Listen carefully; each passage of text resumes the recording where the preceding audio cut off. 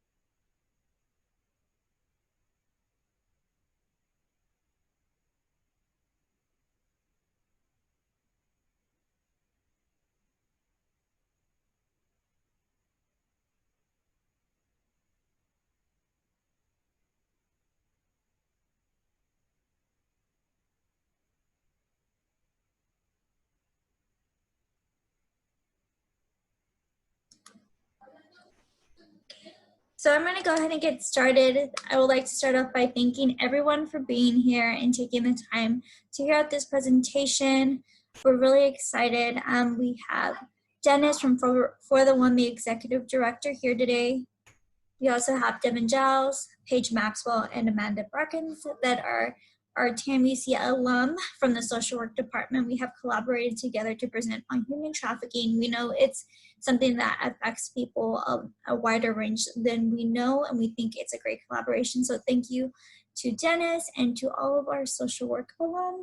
And I'm gonna pass it on over to Devin, and he's going to guide the conversation. How this is going to work is we're going to present, and then we're going to have Dennis come in and ask him a couple questions. He's an expert in the area, and I think that's an amazing opportunity to hear from someone who knows a little bit more than us. And then after that, you're more than welcome to ask any questions. We're also recording this, so if you would like to email us or have any questions in the chat box of how to contact us, you can ask there, and I will add it on as well. And now we will begin the presentation. Devin, you can go ahead and start. All right, good morning, everybody. I'd like to thank everybody for being here this morning, taking your time out of your day to come and listen to us. So we're gonna get started. So what is human trafficking? The use of force, fraud, or coercion to obtain some type of labor or commercial sex. So with human trafficking, we want to break it down into the three major categories. Most of us, when we hear human trafficking, we automatically go to thinking about sex trafficking, which is definitely one aspect of it and a big aspect. But we also want to talk about sex trafficking, forced labor, and debt bondage. Next slide, please. All right. So, like Devin said, one of the main things that we think about when we're thinking about human trafficking is sex trafficking, which disproportionately affects women and children. But that is not to say that men and children are not involved as victims as well. And this does involve forced participation in commercial sex acts. And then any child under 18 who has been involved in the sale of commercial sex is considered a victim of trafficking. And women and girls make up 80% of the people who are trafficked, but sex traffickers are equal opportunity exploiters. They really don't care about your age, your race, your gender for the most part.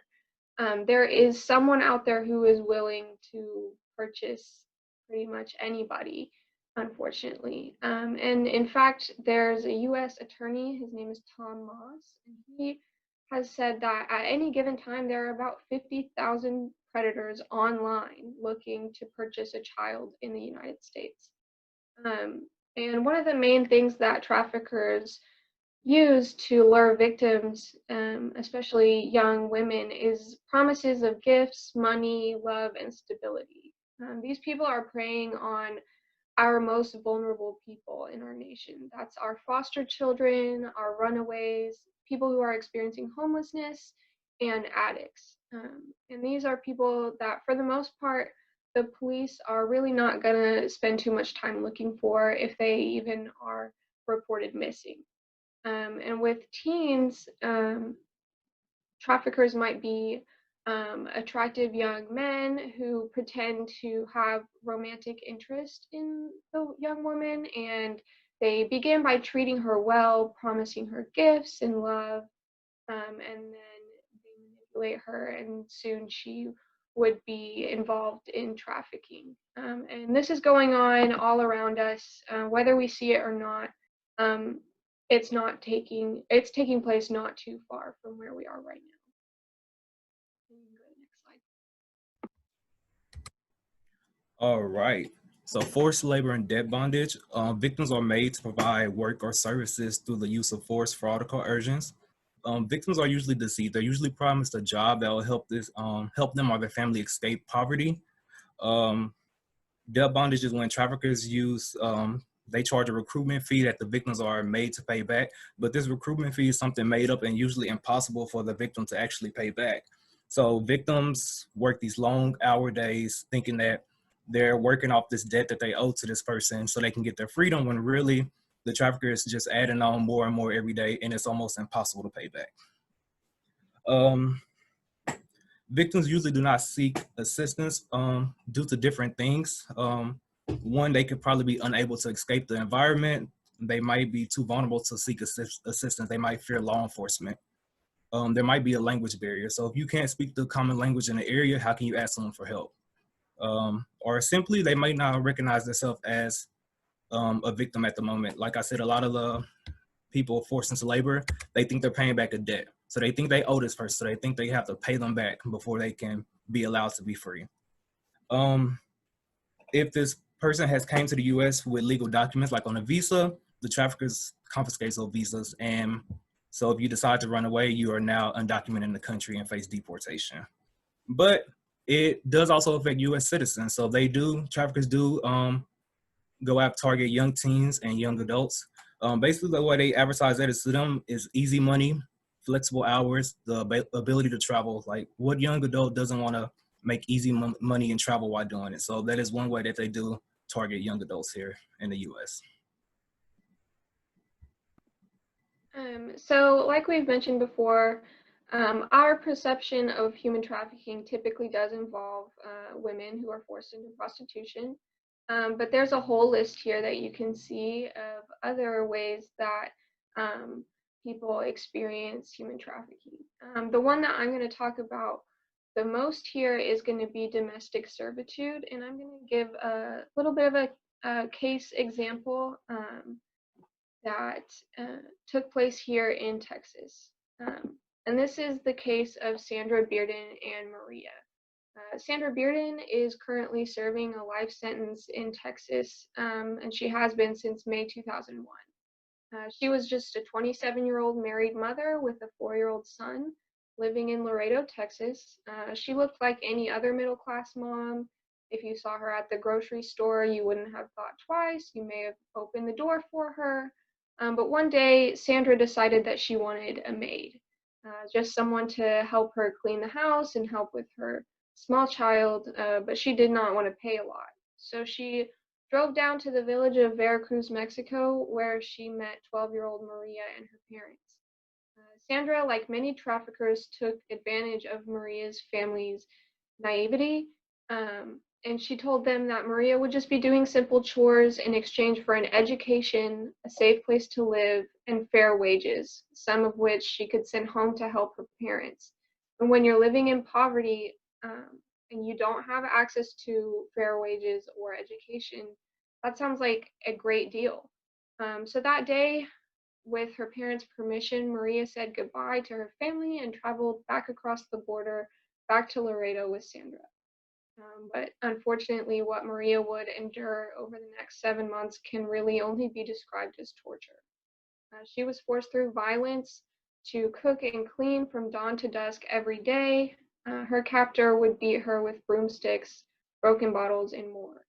And when Maria wasn't working, she was chained to a pole in the backyard, where Sandra would torture her in other unspeakable ways. And Maria was only found because a neighbor had work done on their roof, and a worker looked down, saw over the 8-foot concrete fence a helpless little girl who was starving, dehydrated, and chained to a pole like a dog.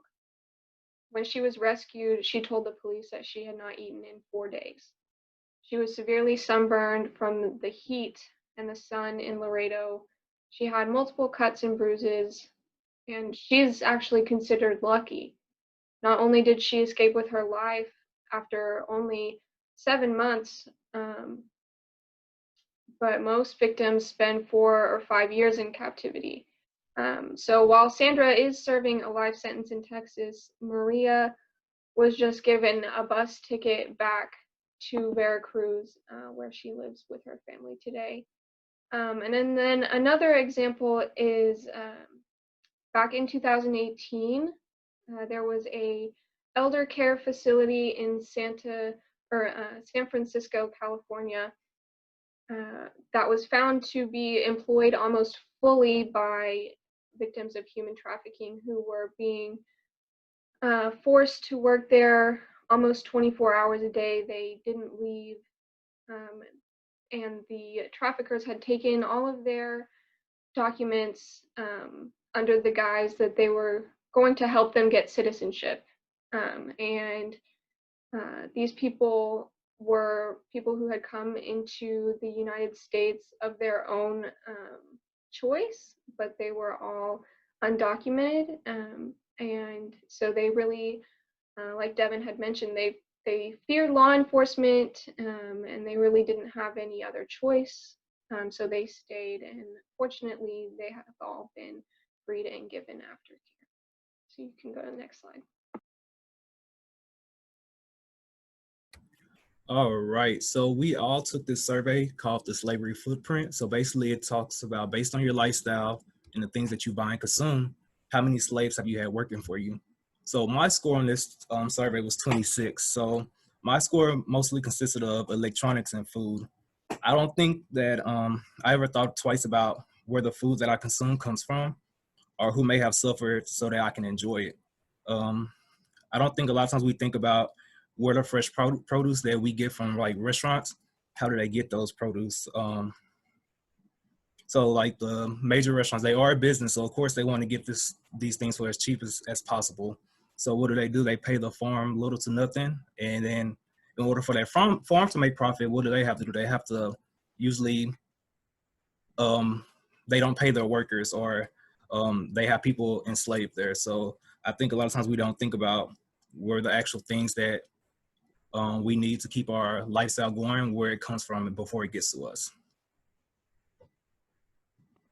My score was 45, which I was completely shocked at. And I realized that one of the things that made my score so high was fast fashion and just the clothes that I buy. And as Americans, especially, we love our stuff and we love it cheap. But as consumers, I think it's our responsibility to inform ourselves about what we're buying, where it comes from, and when something is so cheap, we need to consider why it is so cheap. Because we do have the power to demand fair labor standards for others by what we choose to purchase, and the demands that we can make as the consumer. Another thing that the website said was that the colorful rugs that are kind of made out of like fabric scraps that you see at Walmart or whatever store, those are apparently almost exclusively made in sweatshops where people are not paid very much. And when I read that, I was shocked because I have one. And so I just thought that was really interesting that something so simple that we see all the time has ties to slavery. And you can take that quiz. It's there at the bottom. I really encourage you to do that. My score was 49 when I took the survey. Mostly, like Devin and Paige stated, mine came from clothing, and another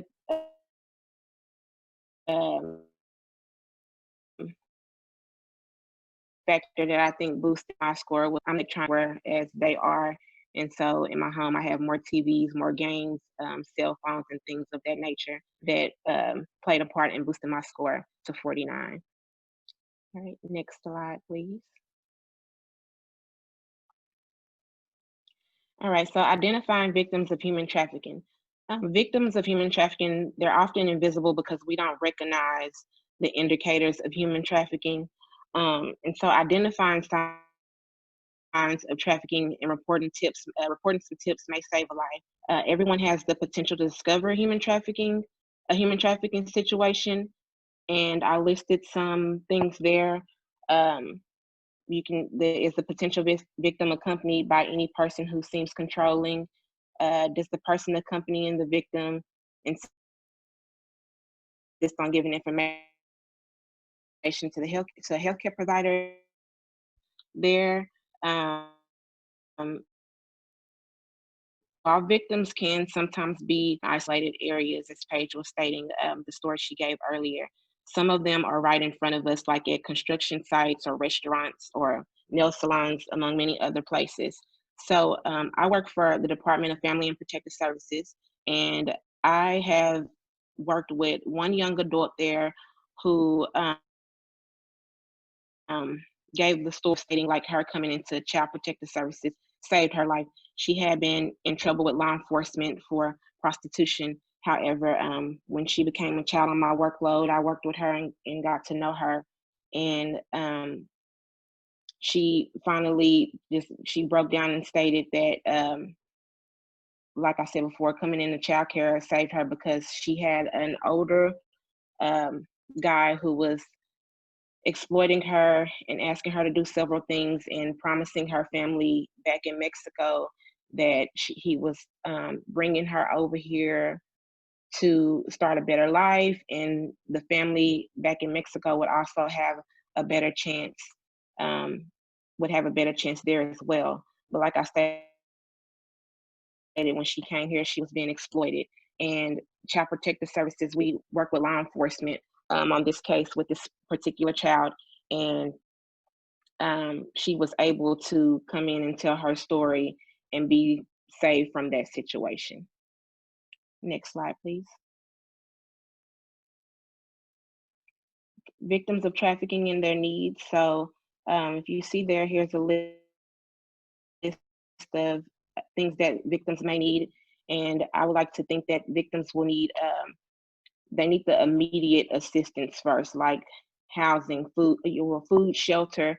Before we can move on to anything else, I believe that those immediate needs need to be met to meet the client where they're at. And so back to my child in CPS. So she came over here. Initially, she was placed in a group home with several other girls. One of the barriers there was that there was only one other Spanish speaking. My child only spoke Spanish, so there was only one other child that was Spanish speaking. And so when that child left that group home, that was a barrier to because she couldn't communicate and have a translator with me and things of that nature. And so one of the things that I did to advocate for this youth was to get her in an actual foster home with foster parents who were Spanish speaking. And so she was eventually moved to that home. She was able to go to school where they were able to meet her needs and speak Spanish with her so she can get her education because she had been out of school for some time. So that was a good thing, but you need to meet them where they're at and get those immediate assistance met. But because before she would even open up and tell her story or anything, her main concern was, is she going to have shelter? Does she have that protection? Is this guy that the guy who was exploiting her, will she have any run-ins with him again? And so we were able to get all of that taken care of, and I've still been following up with her today, and she's aging out of childcare and doing well. I was also able to speak with that decided to stay in childcare because of the benefits. So she still has contact with her parents. and everything. Next slide.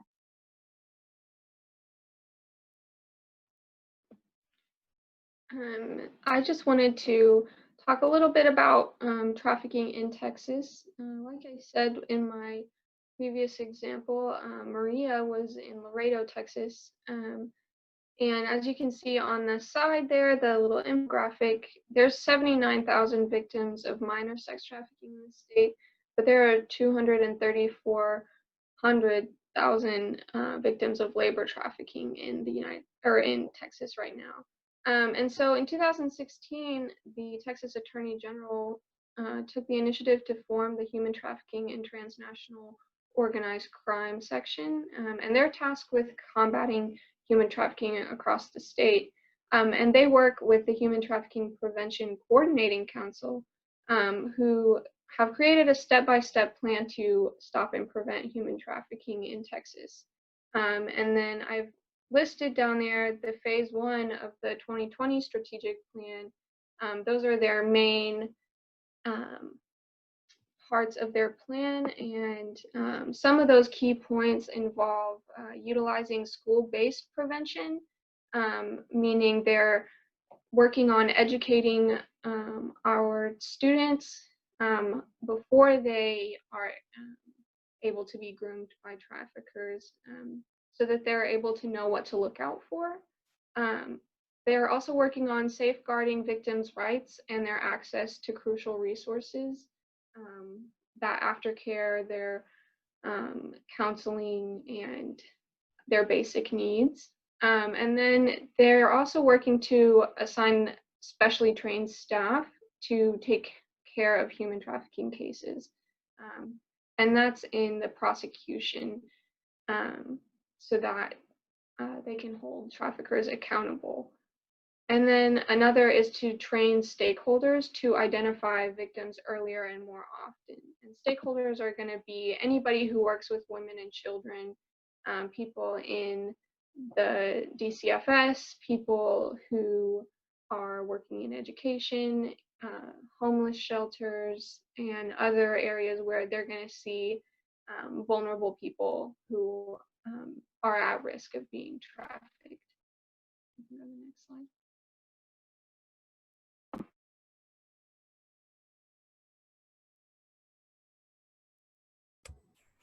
All right.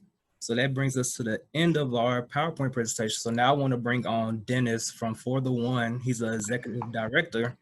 For the One is a nonprofit organization that helps find and rescue sexually exploited youth. So I'm going to bring him on and we're going to ask him a few questions. How are you doing, Dennis? Good. Thank you for having me.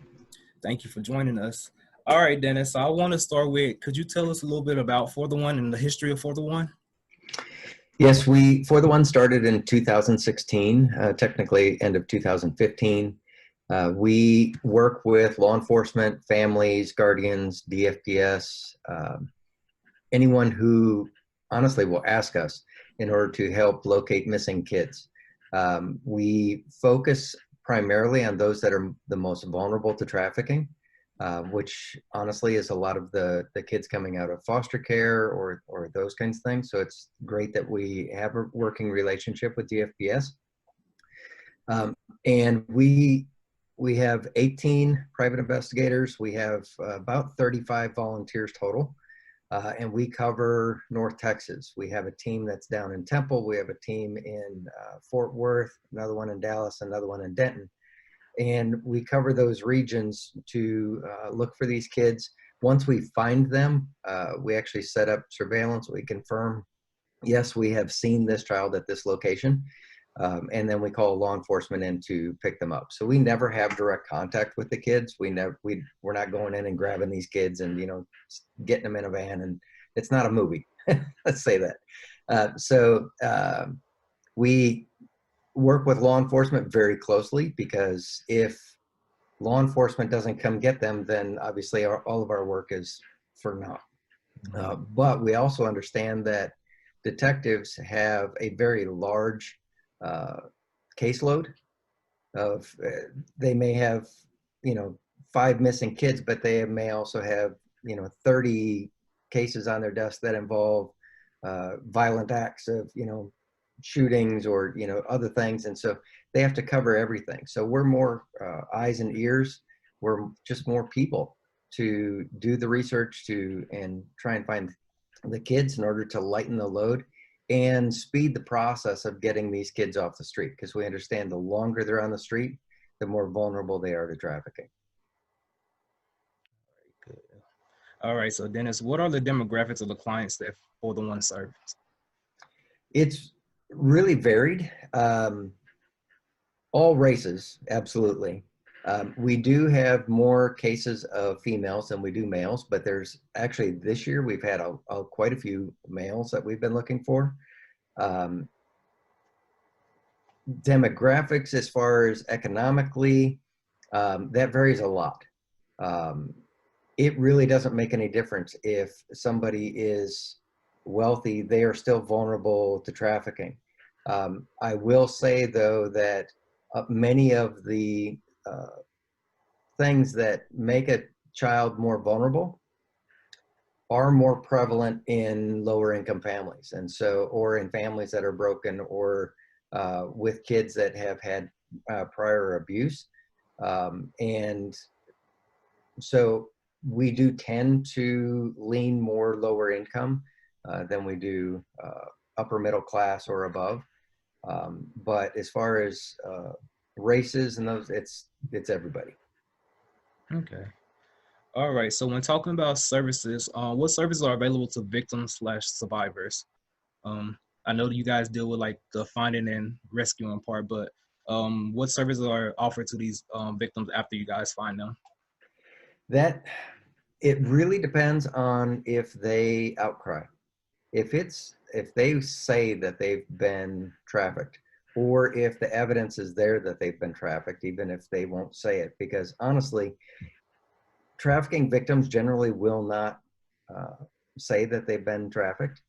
It's much like sexual abuse. Statistically, only a minority, a very small amount of the kids that are sexually abused, or people that are sexually abused in general, actually say something.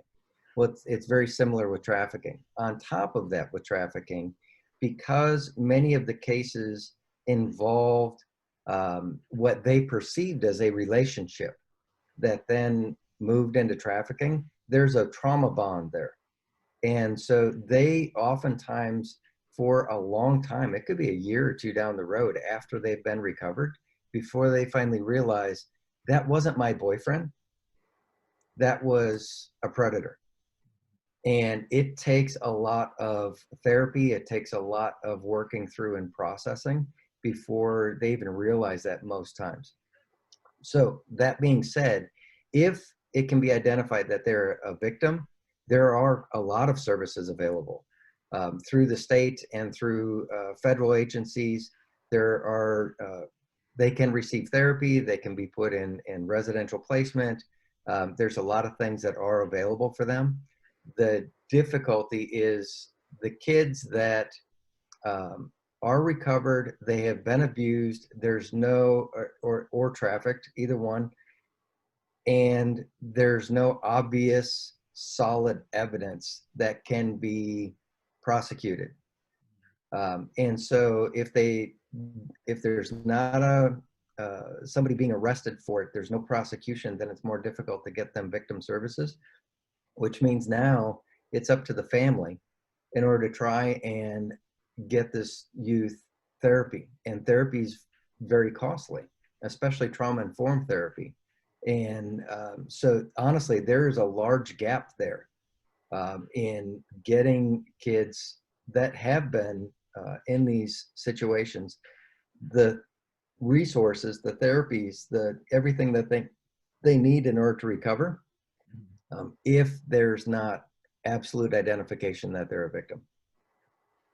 All right, Dennis. So which brings me to, so you say a lot of times they don't identify as a victim, maybe for 2 to 3 years down the road. Do sometimes when y'all help find these kids and you get on rescue, do sometimes you see like some of the same kids go back into being sexually exploited?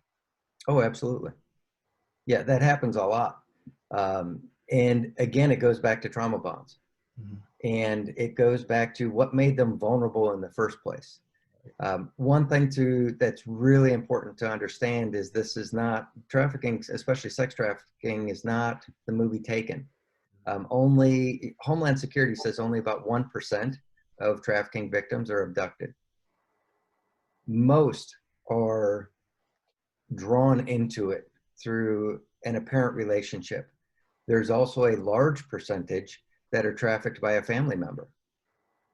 And so it's in the middle of that, it's hard to identify who's the victim. It's hard to identify who the perpetrators are. And it's hard to get all the pieces in place in order to be able to move forward to really help them. But with them, and again, with it being, several years down the road before they may identify, if they ever really identify. And sometimes that could be 10 years down the road, especially if they're not getting services. All of a sudden, now they're an adult and suddenly the lights come on, and they realize exactly what happened to them. And then they have to process through it. So there's a lot that needs to come around kids, when they are missing, because we just don't know what they've been through. All right. So Dennis, what other organizations do you all work with to help rescue these youth and provide them the needed resources? So like, what other organizations around do y'all help with like accomplishing your mission that you're out to accomplish? There's a lot. Trafficking involves so many different things for those vulnerabilities. If you go to what's referred to as ACEs, which are basically stressors in a child's life. It's adverse childhood experiences. Those experiences are anything from divorce in the family to alcoholism or drug use, to homelessness, to poverty, to being bullied at school, to date rape, to any childhood experience that is a traumatic thing. So for working in this field of trafficking, there's organizations attacking all of those areas. So we work with organizations that focus on homelessness. We work with organizations that focus on poverty, that focus on early education, that focus on childcare for low-income families, that focus on strengthening families and teaching parenting. In order to really go after trafficking and have a major long-term impact, we need to be working with families when their kids are infants, so that the family is strong and they have what they need, and we reduce those adverse childhood experiences so that there's less vulnerability. And so we are part of a couple of different coalitions. There's the C7 Human Trafficking Coalition, which is the main group is based in Denton. And we also have a chapter that's up in the Sherman area. We cover 7 counties of North Texas, basically Dallas and Tarrant, and then head north to Oklahoma. There's also North Texas Coalition Against Human Trafficking, which is, they also cover, we kind of overlap some of our counties, but they are mainly focused in Dallas County. And organization, there's, between those 2 coalitions, there's 100 organizations that are all attacking this thing, from providing residential services, providing aftercare therapies, providing, there's law enforcement agencies, probation departments, juvenile probation. It takes absolutely everybody you can possibly think of in order to attack trafficking, because trafficking is a fruit. It's a fruit of a wider number of issues. Okay, so it's, if you think of all these societal issues with the poverty or homelessness or all these kinds of things, or just the breakdown of homes, all of that, that's a very large pie, and trafficking is a small piece of that pie, but it's all interrelated. And so it really does take it's like the saying of it takes a village to, you know, raise a child. Well, it really does take absolutely everybody to fight trafficking. Okay, that's good. All right. So Dennis, you did mention this a little bit earlier. You talked about that trafficking is not like the movie Taken. So, how real is this issue of trafficking versus how the public perceives it? It's honestly, it's more real than the public realizes. It is absolutely everywhere. At the same time, social media tends to get people off track, right? Like constantly we see on social media, something will come up, some, you know, like watch out for this. Like a while back, it was watch out for a zip tie on your windshield wiper, because that means the trafficker's targeting your vehicle. When you come up to take it off, they're going to grab you and throw you in a van and traffic you.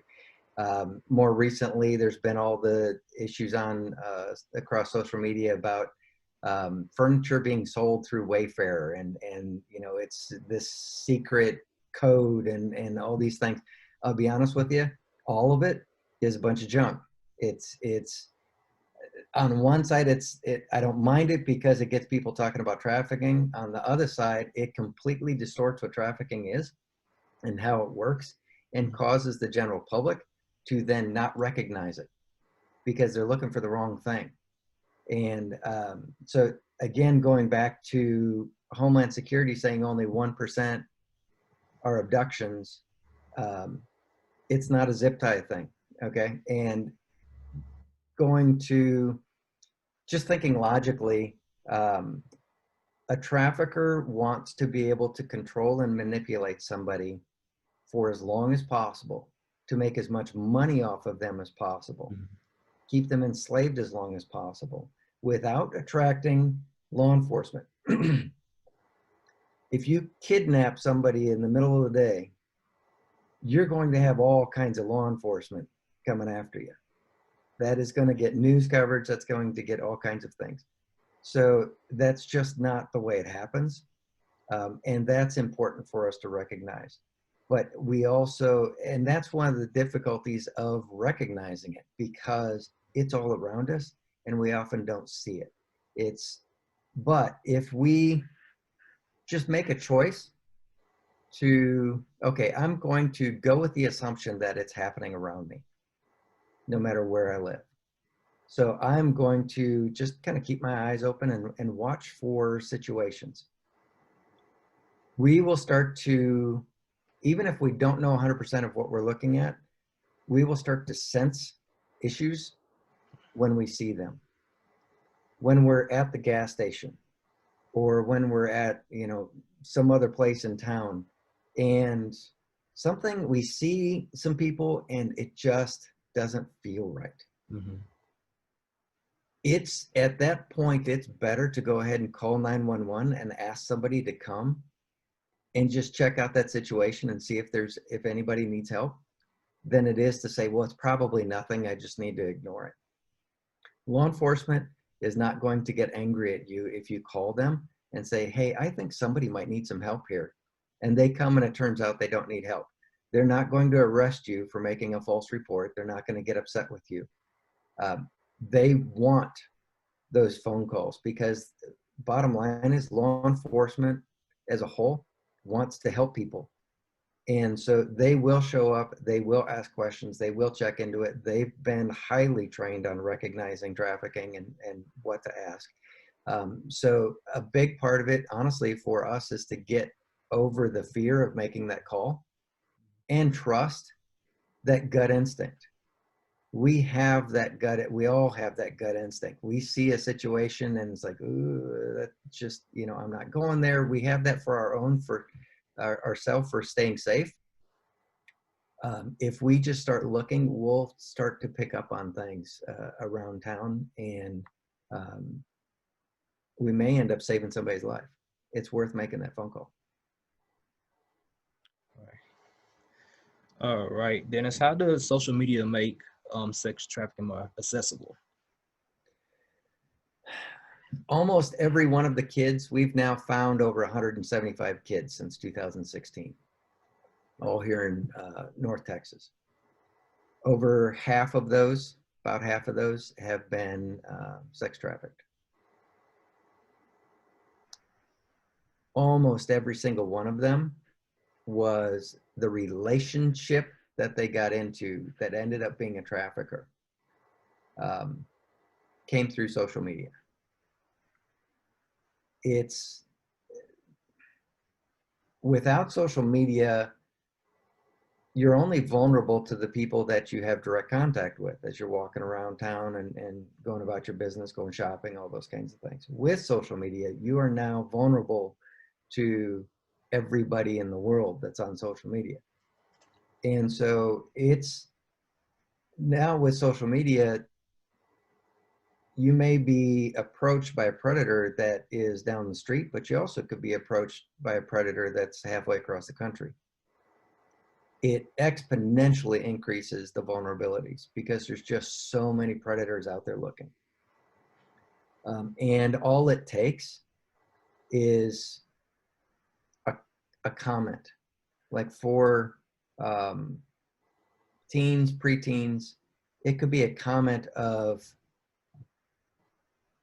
I hate my mom, I hate being at home, I just want to go away. That's all it takes. I promise you, a predator is going to respond to that. Or it's a post of,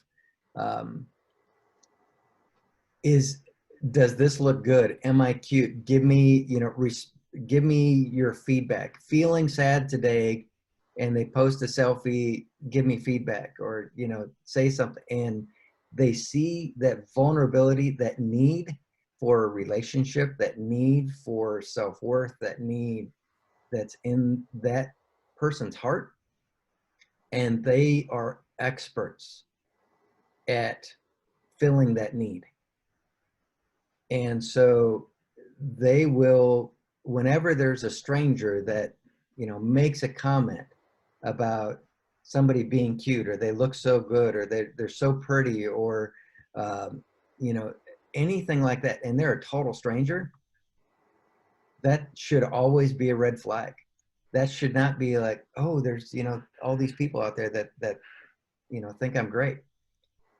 If they don't know you, that should be a red flag. And honestly, that doesn't matter if you're 13 or if you're 22. We all have those moments. We all have those parts in our heart that there's something missing. And when a total stranger steps up and tries to fill that, that needs to send off all kinds of red flags. And because I don't want to say, I'm not trying to say that every kind person out there is a predator, but especially online, percentage-wise, many, if not most, that try and approach somebody in that way, they're a predator. And so it's, and just going simply with like missing kids. 20 years ago, if a kid ran, you're going to find them within a few miles. They're not going very far because they're staying with areas they know, people they know, that kind of thing. There's kids that we find that they go missing from this area, and we end up finding them in Georgia or Florida, or they end up all over the place. And that is because of social media, because they've connected with people that are that far away. And now in their mind, those people are their friends.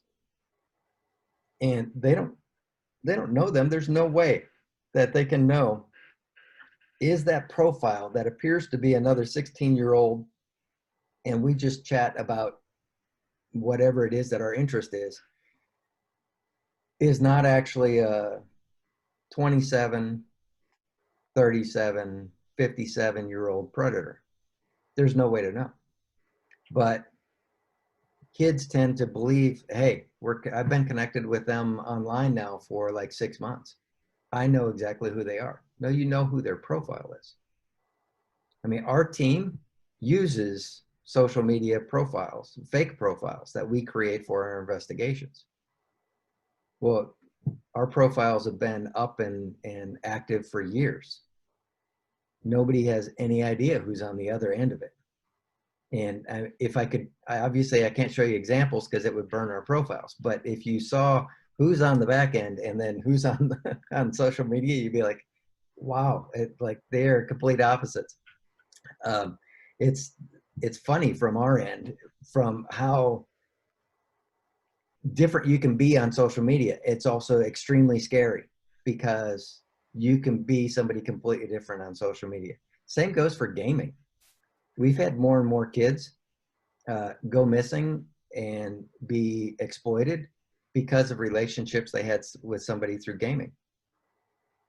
We had a 14-year-old boy that had gone missing. He ended up in Wisconsin because a woman that he had a relationship with, a gaming relationship with for a year, flew down and picked him up and took him up to Wisconsin.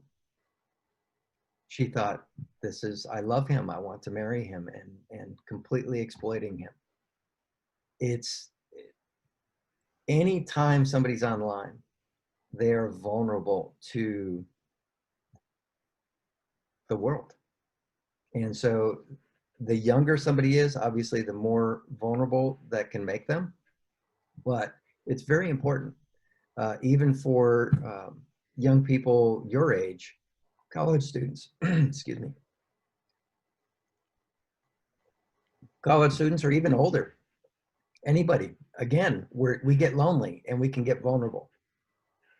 I mean, there's 30-year-olds that all of a sudden end up in trafficking that never saw it coming. So it's very important that we always are realistic about our contacts on social media, and we take that very, very, very seriously. Oh, right. I don't know about anybody else, but hearing like Dennis tell these stories about 14-year-olds meeting people on gaming systems, it kind of like makes things real and makes you feel like this feeling in your stomach, because we have kids and nephews and nieces and people around us this young and their own gaming system. So just the thought of them actually being, you don't know who they're talking to on the other end of the line. So it's kind of like, I was just scared to actually hear these real stories. All right, so you did mention college students, which our population at A&M-Commerce, we have a student body of around 12,000, 13,000 students. So how does sex trafficking impact college students? Honestly, one of the really exploding areas that there's not statistics yet to back up exactly what's going on as far as specifically with trafficking in college students. Unfortunately, statistics in general, even the ones that are out, that have been out for a few years over about Texas with the 79,000, 234,000, those are estimates. So we don't know yet all the numbers, but the numbers we do know is that over the last 2-3 years, the use by college age kids of sugar daddy sites and those type of supposed dating sites has exploded. In the last couple of years in this region, it's multiplied by 5 or 6 times. So it's a 500 to 600% increase of use. I'm in Denton, so obviously in Denton we have multiple campuses, so we have a lot of students that are here. 2 years ago, there was fewer than 300 active profiles on those types of sites that I found looking at the 4 main sites that are in this area. Now there's several thousand. It has exploded in our area. I was looking for your area, and some of them, the smallest circumference you can search in is 50 miles. So 50 miles puts you from Commerce, puts you at McKinney. Okay, but majority of it is going to be your area and even more rural, heading farther out. There's about 2,500 active profiles right now on those sites. Well, I understand that sometimes young people will look at these things as though, hey, I'm just going on a date. They're going to pay me. They're going to buy me things. They're going to help support me. They're going to help pay for college. They're going to help pay the electric bill. There's, these kinds of things.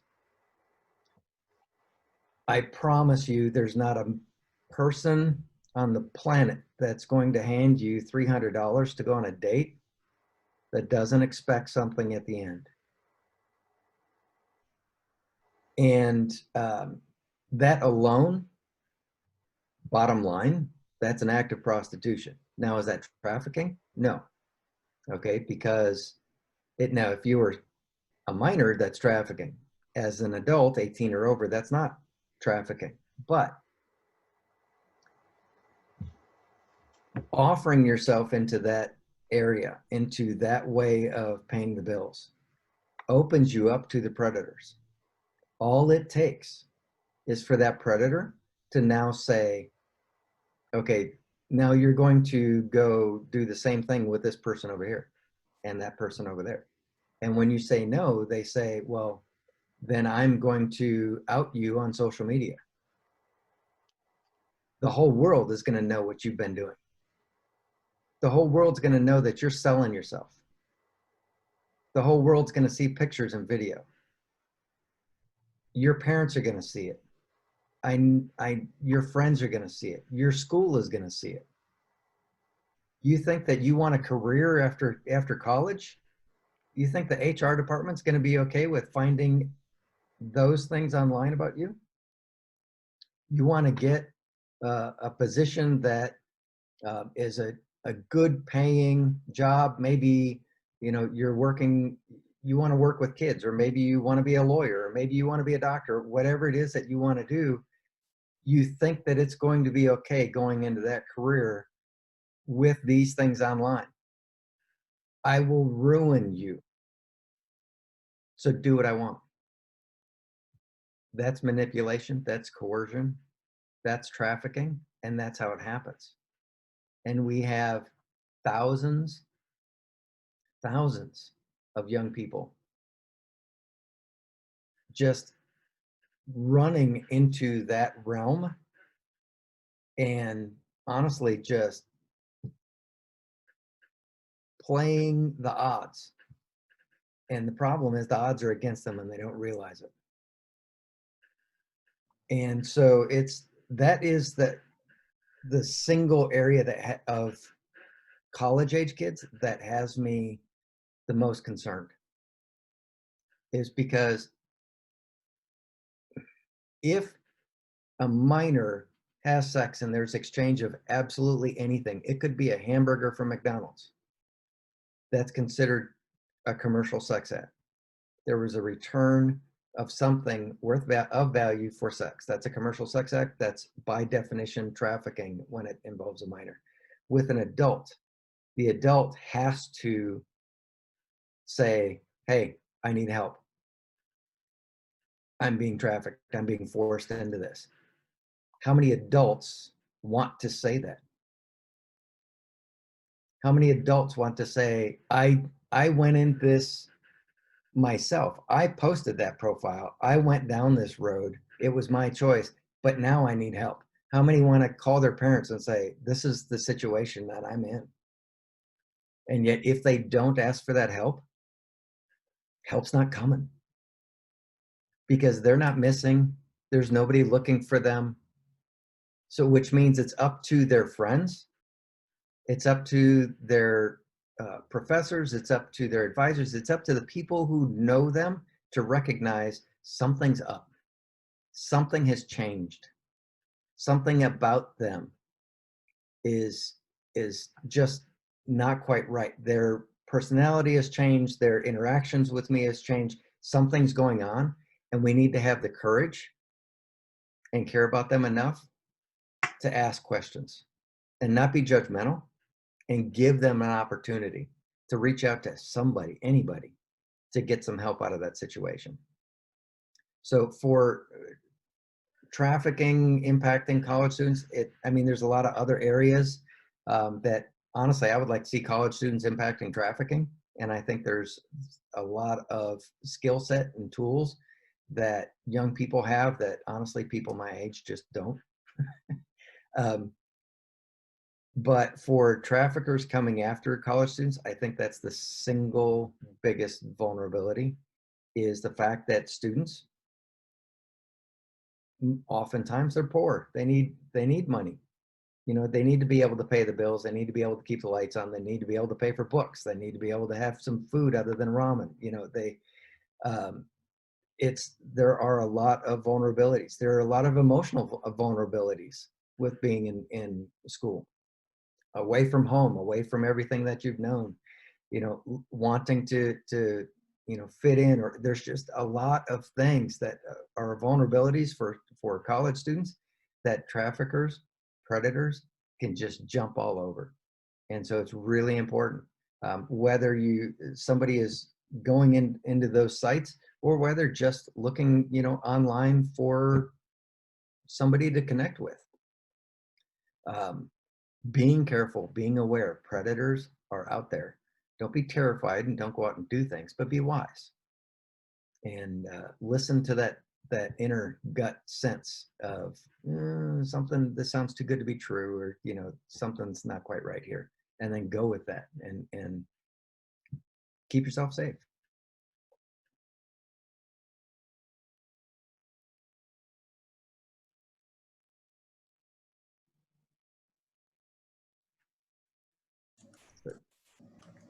Okay, so we have our last question, which is, what are ways that people can get involved and help people who are victims of human trafficking? I know there's various forms, so how can people get involved? I know you kind of talked a little bit about noticing signs, noticing changes in behavior, but how do you think people can get best involved in these areas?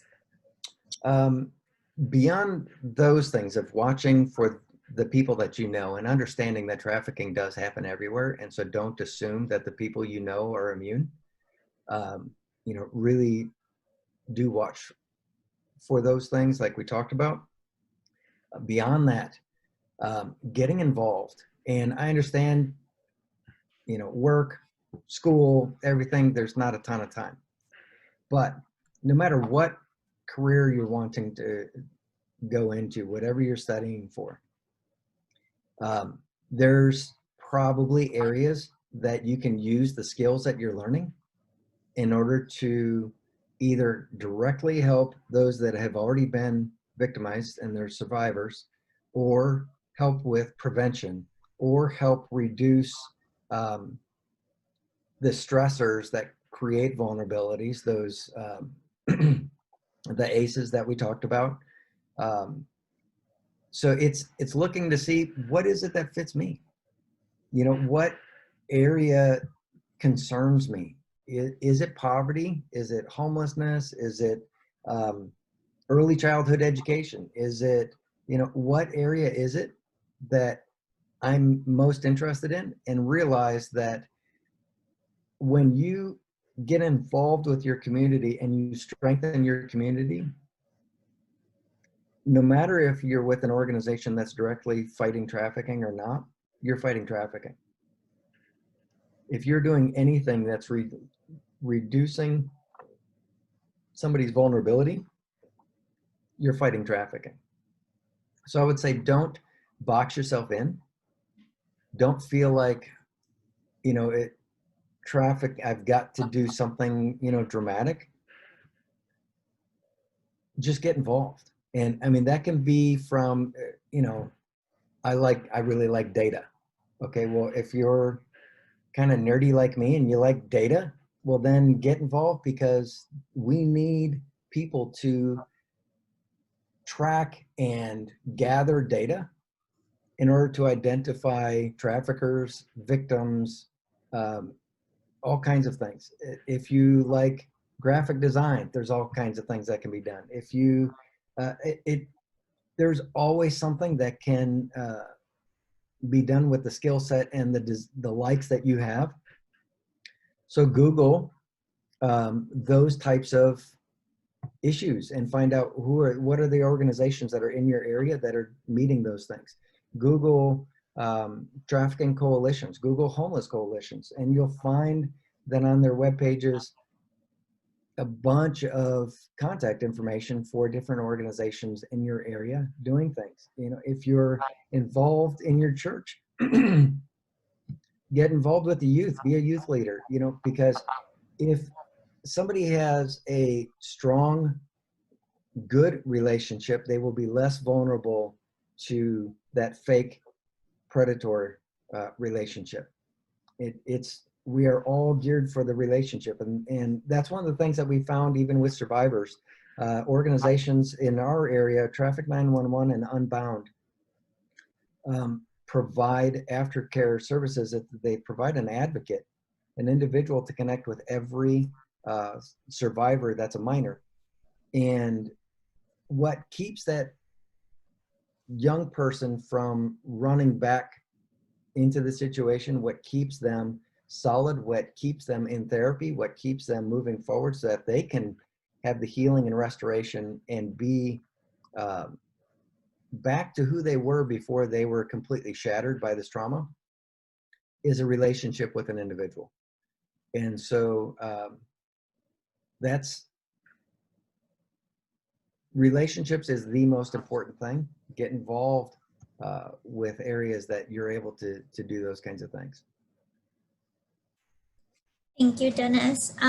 So I want to thank you for taking the time to answer if anybody has any questions for Dennis, you can ask him in the chat box real quick, and I can go ahead and ask him for you. I'll give people a little bit, and then we're gonna wrap it up with resources and kind of just discuss a little bit. But if anybody would like, so I have one new message.